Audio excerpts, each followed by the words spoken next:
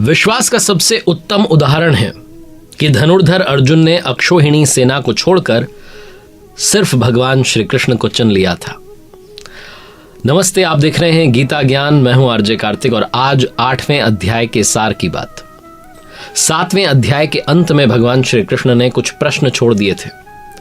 उन प्रश्नों को 8वें अध्याय की शुरुआत में धनुर्धर अर्जुन ने उनके सामने रखा और पूछा कि भगवान बताइए, ये जो 7 बातें आपने बताई ये क्या है? ब्रह्म क्या है, संपूर्ण कर्म क्या है, संपूर्ण अध्यात्म क्या है, संपूर्ण अधिदेव, अधिभूत और अधियज्ञ क्या है?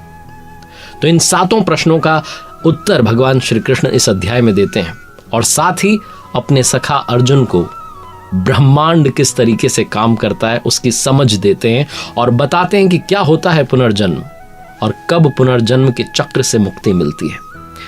ये जो श्रीमद् भगवद गीता के अलग अलग अध्यायों का सार आप तक पहुंचा रहा हूं, ये जो समझ डेवलप कर पाया हूं, ये मैं कर पाया हूं परमहंस स्वामी श्री अड़गड़ानंद जी महाराज जी की यथार्थ गीता पढ़कर। अगर आप भी मंगवाना चाहते हैं घर बैठे तो फ्री में ऑर्डर कर सकते हैं www.यथार्थगीता.com से। इन 7 प्रश्नों का उत्तर देते हुए भगवान श्री कृष्ण कहते हैं, श्री भगवान उवाच अक्षरम ब्रह्म परमम स्वभावो अध्यात्म मुच्यते भूत भावोद्भव करो विसर्गः कर्म संगितः। अक्षरम ब्रह्म परमम यानी कि जो अक्षय, जो कभी क्षय नहीं होता, जिसका कभी विनाश नहीं होता, समाप्त नहीं होता, वही परम ब्रह्म है। स्वभावः अध्यात्मम उच्यते, स्वयं में जो स्थिर भाव आ जाता है, जब आप स्वयं में स्थिर भाव लेकर आते हैं तो अध्यात्म जो है वो आपके अंदर आता है, यानी कि आत्मा का आधिपत्य, आप आत्मा के कंट्रोल में आते हैं। उससे पहले हम सब माया के आधिपत्य में रहते हैं, माया के कंट्रोल में रहते हैं।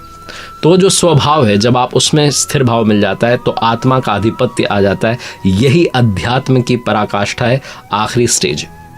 फिर कहते हैं भूत भावोद्भव कर, भूतों के वो भाव जो कुछ ना कुछ हमसे करवाते रहते हैं, अच्छा भला बुरा, कुछ ना कुछ संस्कारों की संरचना करते रहते हैं, उनका मिट जाना, उनका विसर्जन हो जाना, ये कर्म की पराकाष्ठा है। इसीलिए वो कहते हैं कि मुझे संपूर्ण कर्म के द्वारा जानता है। तो यही वो संपूर्ण कर्म है जब आप उसकी पराकाष्ठा पर, आखिरी स्टेज पर पहुंच जाते हैं, जहां वो भूतों के जो भाव हैं वो अलग अलग संस्कारों की संरचना नहीं करते हैं, सब कुछ मिट जाता है।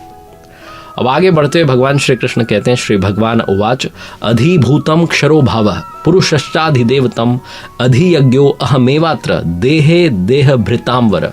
जब तक वो अक्षय भाव नहीं मिलता, यानी कि वो परम शांति नहीं मिलती, तब तक जो नष्ट होने वाले संपूर्ण क्षर भाव हैं, जो कुछ न कुछ हमसे करवाते रहते हैं, संस्कारों की संरचना करते रहते हैं, वही जो हैं वो अधिभूत हैं, भूतों के अधिष्ठान हैं, उनके द्वारा भूत जो है वो पैदा होते रहते हैं, वो भला बुरा कर्म हमारे द्वारा होता रहता है। कहते हैं पुरुषः च अधिदेवतम, प्रकृति से परे जो परम पुरुष है वही अधिदेव, यानी कि जो देवी संपद है उसका अधिष्ठाता है।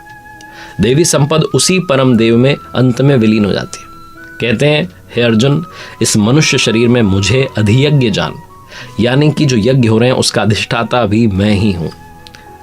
भगवान श्री कृष्ण कहते हैं कि जो तत्व में स्थित महापुरुष है वो संपूर्ण यज्ञों का भोक्ता है, अंत में यज्ञ उसी में प्रवेश पा जाते हैं, वहीं जाकर के आपको परम स्वरूप मिल जाता है। इस तरीके से जो धनुर्धर अर्जुन के 6 प्रश्न थे उनका समाधान किया। अब वो जो 7वां और अंतिम प्रश्न है कि आप अंत काल में किस प्रकार से जानने में आते हैं कि कभी हम विस्मृत ना हो, हमारी जो याद है, हमारी जो मेमोरी है उससे आप कभी गायब ना हो, हम कभी आपको विस्मृत ना करें, वो क्या है? तो उसका उत्तर देते हुए भगवान श्री कृष्ण कहते हैं अंत काले च मामेव स्मरण मुक्त्वा कलेवरम यह प्रयाति सम्मदभावम याति नास्त्यत्र संशय।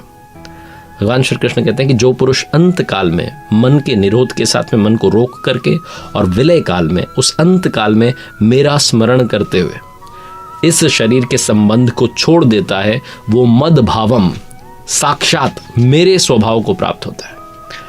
शरीर का निधन जो है वो अंत काल नहीं है। ऐसे तो बहुत सारे लोग रोज जो है जिनका निधन हो रहा होता है, ये तो दैनिक एक प्रकृति की क्रिया है कि कोई मर रहा होता है, कोई पैदा हो रहा होता है। ये शरीर का निधन नहीं, मरने के बाद भी आपको अगला जन्म मिल जाता है, जो कि श्रीमद् भगवद गीता में भगवान श्री कृष्ण ने बताया।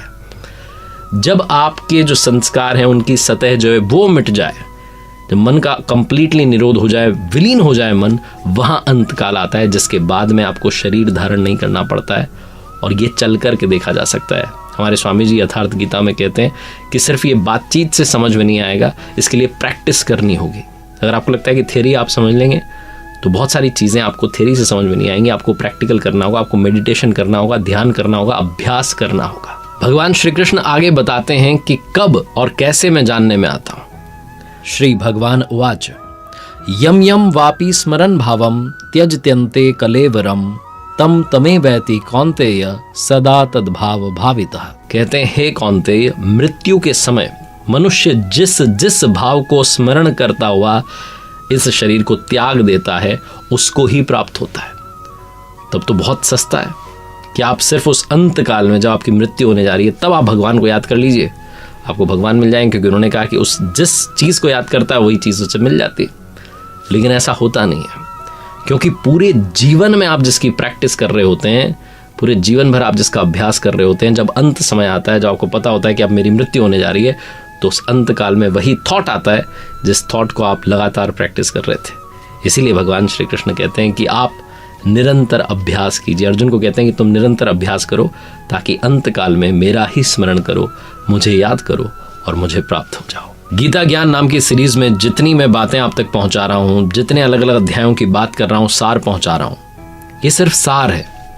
अगर आप विस्तार में पढ़ना चाहते हैं और आपको पढ़ना चाहिए, आपसे निवेदन है आप घर बैठे www.यथार्थगीता.com से अपने लिए फ्री में यथार्थ गीता ऑर्डर कर सकते हैं, कॉपी मंगवा सकते हैं और घर पर आप रोजाना प्रतिदिन थोड़ा थोड़ा पढ़ना शुरू कीजिए। आपको सारी बातें समझ में आने लगेंगी। जब आप अभ्यास करने लगेंगे तो जैसा स्वामी जी कहते हैं कि क्रियात्मक है, आपको क्रिया करनी होगी, आपको अभ्यास करना होगा, तब सारी बातें आपको समझ में आने लगेंगी। भगवान श्री कृष्ण अपने सखा, अपने मित्र अर्जुन से कहते हैं, श्री भगवान उवाच तस्मात् सर्वेषु कालेषु माम अनुस्मर युध्य च मय्यर्पित मनो बुद्धिर मामे वैश्यस्य संशयम। हे अर्जुन, तू हर समय मेरा स्मरण कर और युद्ध कर, मुझ में समर्पित मन के साथ में मेरा स्मरण कर, मुझे ध्यान कर, तो निसंदेह मुझे प्राप्त होगा। ये रिमाइंड कराते हैं, लेकिन साथ में एक बात कह रहे हैं कि निरंतर चिंतन करना और युद्ध करना। अब जो बाहरी युद्ध की बात होती है, जिसमें कहते हैं तलवार चली, जिसमें कहते हैं तीर चले, तो ऐसा थोड़ी होगा कि आप भगवान का नाम लें और तीर चलाएं। इसको स्पष्ट करते हैं कि स्मरण होता क्या है। कहते हैं अभ्यास योग युक्तेन चेतसा नान्य गामिना परमम पुरुषम दिव्यम याति पार्थानुचिंतयन। हे पार्थ, उस स्मरण के लिए योग के अभ्यास से युक्त होकर के मेरे सिवाय कोई और विचार ना आने पाए, निरंतर चिंतन जो करता है वही परम प्रकाश स्वरूप दिव्य पुरुष, जिसे हम भगवान कहते हैं, परमात्मा कहते हैं, उन्हें प्राप्त होता है। अब आप कहेंगे जब स्मरण करने लगेंगे तो फिर युद्ध क्यों करना है?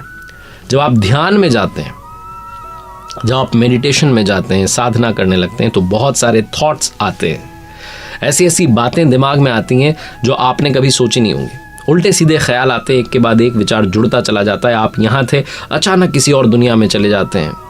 रिश्तेदारों से लेकर के, दोस्तों से लेकर के, ऑफिस की बातें सब घूमने लगती हैं। बस तभी आपको युद्ध करना है, उन सारे विचारों को हटाना है और एकमात्र परमात्मा का विचार लेकर आना है। इसीलिए उन्होंने कहा निरंतर चिंतन कर और युद्ध कर। आगे बढ़ते हुए भगवान श्री कृष्ण अभ्यास के तरीके को, उस विधि को थोड़ा और स्पष्ट करते हैं, विस्तार से समझाते हैं। कहते हैं श्री भगवान उवाच सर्वद्वाराणि संयम्य मनोहृदि निरुध्य च मूय धायात मनः प्राण मास्थितो योग धारणाम। सारी इंद्रियों के दरवाजे को रोक कर, यानी कि जो इच्छाएं हैं, कामनाएं हैं, वासनाएं हैं, उनसे अलग होकर के मन को हृदय में स्थित करके जब ध्यान आप धरते हैं तो हृदय में धरते हैं। जैसा कि भगवान श्री कृष्ण ने कहा, ईश्वर सर्वभूतानां हृदय देशे अर्जुन तिष्ठति। पूजा बाहर नहीं होती है, ध्यान बाहर नहीं होता है, वो अंतःकरण में होता है। अपनी आत्मा को शुद्ध करने का प्रयास ही ध्यान है और कोई तरीका नहीं है। भगवान श्री कृष्ण कहते हैं कि सब इंद्रियों के दरवाजे को रोक करके, वासनाओं से अलग रह करके, मन को हृदय में स्थित करके ओमित्येकाक्षरं ब्रह्म व्याहरन् माम अनुस्मरन् यह प्रयाति त्यजन देहम स याति परमाम गतिम। जो पुरुष ओम इति, ओम इतना ही, उस अक्षय ब्रह्म का परिचायक है, भगवान का परिचायक है, उसे जपता है, ओम ओम जपता है और मेरा स्मरण करते हुए शरीर को त्याग जाता है, वही पुरुष परम गति को प्राप्त होता है। भगवान श्री कृष्ण जो हैं वो अपना नाम जपने के लिए नहीं कहते हैं, वो कहते हैं ओम जपो। उन्होंने अपना नाम ओम बताया और रूप अपना बताया, लेकिन नाम ओम बताया बाद में, क्योंकि हमारे भाव होते हैं, हमारी भक्ति होती है, लोगों ने उनका भी नाम जपना शुरू कर दिया, लेकिन उन्होंने जो नाम बताया जो आसानी से आपकी श्वास में ढल सकता है वो ओम है। वो कहते हैं ओम ही अक्षय ब्रह्म का परिचायक है, उसका सिंबल है। आगे कहते हैं कि मुझे प्राप्त करके वो दुखों के उस स्वरूप को, पुनर्जन्म को प्राप्त नहीं होते। एक बार जब वो मेरी शरण में आ गए, मुझे उन्होंने प्राप्त कर लिया, तो फिर वो इस पुनर्जन्म से पार निकल जाते हैं। लेकिन पुनर्जन्म की भी सीमा है। कहते हैं श्री भगवान उवाच आ ब्रह्म भुवनाल लोकाः पुनरावर्तिनो अर्जुन मामुपेत्य तु कौन्तेय पुनर्जन्म न विद्यते। कहते हैं अर्जुन, ब्रह्मा से लेकर के कीट पतंग आदि सब जो हैं ये पुनर्जन्म लेने वाले हैं, पुनरावर्ती हैं। जन्म होता है, मरण होता है, जन्म होता है, मरण होता है, चलता रहता है। लेकिन कौन्तेय, जो मुझे प्राप्त होता है उसका पुनर्जन्म नहीं होता है। अब प्रश्न ये उठता है कि क्या ब्रह्मा भी पुनरावर्ती हैं, क्या उनका भी पुनर्जन्म होता है? श्रीमद् भगवद गीता की यथार्थ व्याख्या यथार्थ गीता में परमहंस स्वामी श्री अड़गड़ानंद जी महाराज जी ने इस प्रश्न का उत्तर बहुत अच्छे से समझाया, बहुत अच्छे से इसकी व्याख्या की है। तो प्रश्न ये है कि क्या ब्रह्मा भी मरण धर्मा है, क्योंकि इस श्लोक में यही बात कही गई। अध्याय 3 में भगवान श्री कृष्ण कह रहे हैं कि प्रजापति ब्रह्मा जो है, प्राप्ति के पश्चात बुद्धि जो है वो सिर्फ यंत्र रह जाती है, परमात्मा उसमें व्यक्त होता है। ऐसे महापुरुषों ने यज्ञ की संरचना की, ऐसा वो बताते हैं। और यहाँ कहते हैं कि ब्रह्मा की स्थिति प्राप्त करने वाला भी पुनरावर्ती है, उसका भी पुनर्जन्म होता है। तो वो कहना क्या चाहते हैं, जिन महापुरुषों के द्वारा परमात्मा व्यक्त होता है उन महापुरुषों की बुद्धि ब्रह्मा नहीं है, लेकिन लोगों को उपदेश देते हैं, उनका कल्याण करते हैं, इसलिए वो ब्रह्मा कहे जाते हैं। इसके पहले का जो साधना काल, इसके पहले जो आप प्रैक्टिस कर रहे हैं, मेडिटेशन कर रहे हैं, उसमें जो बुद्धि है वो ब्रह्मा है। लेकिन साधारण मनुष्य की बुद्धि जो ब्रह्मा नहीं है। वो जो 4 स्टेजेस बताई हैं, जिसमें उन्होंने कहा कि ब्रह्मविद, ब्रह्मविद्वर, ब्रह्मविद्विरियान, ब्रह्मविद्वरिष्ठ। ब्रह्मविद वो बुद्धि है जो कि ब्रह्म विद्या से संयुक्त है। ब्रह्मविद्वर वो है जिसे ब्रह्म विद्या में श्रेष्ठता मिल गई। ब्रह्मविद्विरियान जो तीसरी स्टेज है, वो बुद्धि है जिसमें ब्रह्म विद्या में सिर्फ एक्सपर्टीज ही हासिल नहीं हो गया, बल्कि उसको आप कंट्रोल कर रहे हैं, उसके संचालक बन गए। और चौथी जो है ये वो अंतिम छोर है जिसमें इष्ट जो है प्रवाहित है। यहाँ तक बुद्धि रहती है, प्रवाहित होने वाला जो इष्ट है वो कहीं अलग है, ग्रहणकर्ता की जो बुद्धि है वो अलग है। अभी तक वो प्रकृति की सीमा में है, लेकिन इसको जब पार कर जाते हैं तब जाकर के वो परम पुरुष परमात्मा को पाते हैं। तब तक इस बुद्धि को ब्रह्मा कहा गया, इसीलिए कहा कि वो ब्रह्मा को प्राप्त जो स्थिति वाला पुरुष है वो भी पुनरावर्ती है, उसका भी पुनर्जन्म होता है। इस वाली स्टेज को भी पार करना है। आगे भगवान श्री कृष्ण कहते हैं, श्री भगवान उवाच सहस्त्र युग पर्यंत महर्यद ब्रह्मणो विदुः रात्रम युग सहस्त्रांताम ते अहोरात्र विदो जनाः। जो 1000 चतुर्युगों की ब्रह्मा की रात्रि और 1000 चतुर्युगों के उसके दिन को साक्षात जानते हैं, वो समय के तत्व को यथार्थ जानते हैं। दिन और रात की बात की गई है, जो कि विद्या और अविद्या के सिंबल है। ब्रह्म विद्या से जब आपकी बुद्धि संयुक्त हो जाती है तो प्रवेशिका में आ जाती है, और जब ब्रह्म विद्वरिष्ठ हो जाती है तो पराकाष्ठा उस आखिरी स्टेज में पहुंच जाती है। जब विद्या से बुद्धि संयुक्त होती है तो ब्रह्मा का दिन होता है, तब आप पुण्य जो कार्य हैं वो कर रहे होते हैं, अच्छा अच्छा सोच रहे होते हैं। लेकिन जब अविद्या की रात्रि आती है तो आप सारे पाप वाले कार्य करने लगते हैं, आपकी बुद्धि जो है आपसे वो सब करवाने लगती है जो नहीं होना चाहिए। इसी तरीके से माया जो है प्रवाहित हो जाती है जब अविद्या की रात्रि आती है। जो इस अविद्या की रात्रि को विद्या के दिन को समझता है कि काल कहाँ तक पीछा करने वाला है, वो समय के तत्व को यथार्थ रूप में जानता है। अब भगवान श्री कृष्ण ये भी बताने जा रहे हैं कि किस समय में मेरी प्राप्ति होती है। अब अंतिम छोर में, इस अध्याय के अंतिम छोर में जो सबसे बड़ा प्रश्न है कि कौन पुनर्जन्म की सीमा में है और कौन इसे पार कर जाता है, किस काल में पुनर्जन्म की सीमा को हम पार कर सकते हैं, तो भगवान श्री कृष्ण इस क्लिष्ट प्रश्न का भी उत्तर देते हैं। कहते हैं, श्री भगवान उवाच अग्निर्ज्योतिरः शुक्लः षण्मासा उत्तरायणम तत्र प्रयाता गच्छन्ति ब्रह्म ब्रह्म विदो जनाः। शरीर संबंध का त्याग करते समय जिनके समक्ष ज्योतिर्मय अग्नि जल रही हो, दिन का प्रकाश फैला हुआ हो, सूर्य चमक रहा हो, शुक्ल पक्ष का चंद्रमा बढ़ रहा हो, उत्तरायण का सुंदर आकाश हो, उस काल में जो प्रयाण करते हैं वो योगी जन ब्रह्म को प्राप्त होते हैं, यानी कि मुझे प्राप्त होते हैं। वापस वो जन्म नहीं लेते, वो पुनर्जन्म की इस सीमा से, इस चक्र से बाहर निकल जाते हैं। अब बहुत लोगों को ऐसा लगता है कि ये जो स्थिति है जब प्रकृति में आएगी तब हम वहां पहुंचेंगे, लेकिन स्वामी जी यथार्थ गीता में बताते हैं कि ये सब प्रतीक हैं।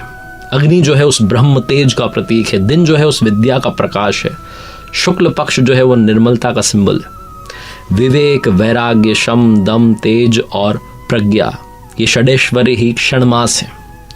और ऊर्ध्वरता स्थिति, आप प्रकृति से परे हो जाएं और भगवान की तरफ आपका रुख हो जाए, आप उनकी भक्ति में डूब जाएं, ये ऊर्ध्वरता स्थिति ही उत्तरायण है।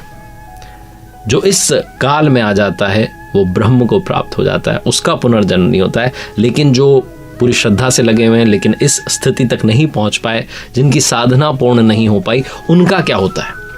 तो इस पर भगवान श्री कृष्ण कहते हैं, धूमो रात्रिस तथा कृष्ण षण्मासा दक्षिणायनम तत्र चांद्रमसम ज्योतिर्योगी प्राप्य निवर्तते। जिसके प्रयाण काल में धुआं फैल रहा हो, योगाग्नि हो लेकिन धुआं फैल रहा हो, अविद्या की रात्रि हो, अंधेरा हो, कृष्ण पक्ष का चंद्रमा क्षीण हो रहा हो, काली मां छाई हुई हो, षड विकारों से युक्त दक्षिणायन यानी कि बहिर्मुखी हो, उसे पुनर्जन्म लेना पड़ता है। षड विकार काम, क्रोध, लोभ, मोह, मद, मत्सर, और दक्षिणायन यानी कि जो बहिर्मुखी है, जो भी परमात्मा के प्रवेश से बाहर की तरफ है, उसे पुनर्जन्म लेना पड़ता है।